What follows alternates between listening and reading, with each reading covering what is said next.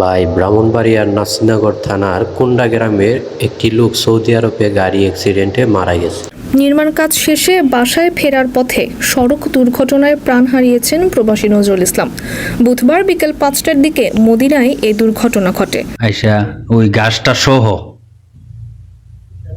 তাকে একবারে নিহত নজরুল ব্রাহ্মণবাড়িয়া সদর উপজেলার বাসুদেব ইউনিয়নের কোড্ডা গ্রামের দক্ষিণ পাড়ার মন মিয়ার ছেলে। পরিবার ও স্থানীয় সূত্রে জানা যায়, নজরুল ছিলেন পরিবারের একমাত্র উপার্জনক্ষম ব্যক্তি। দিন রাত কষ্ট করে রোদে ঝড়ে কাজ করে পরিবারের মুখে হাসি রেখেছিলেন তিনি। বুধবার বিকেলে কাজ শেষ করে রাস্তা পার হওয়ার সময় পেছন থেকে ছুটে আসা একটি বেপরোয়া প্রাইভেট কার নিয়ন্ত্রণ হারিয়ে তার উপর দিয়ে চলে যায়।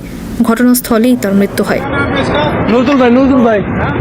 এই ঘটনার একটি ভিডিও ফুটেজ সামাজিক যোগাযোগ মাধ্যমে ভাইরাল হয়েছে। সেখানে দেখা যায় বেশ সাবধানেই রাস্তা পার হচ্ছিল নজরুল। তিনি যখন সড়ক বিভাজকে পৌঁছান, আচমকা পেছন থেকে একটি গাড়ি দুর্ঘটনার কবলে পড়ে।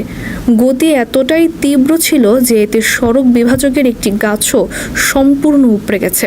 এই ঘটনায় প্রবাসী কমিউনিটিতে শোকের ছায়া নেমে এসেছে। সবাই দোয়া করবেন আল্লাহ যেন ভাইটাকে মাফ করে দেয়, ওনাকে যেন বেহেশতে নসিব করে। সবাই বলেন আমিন।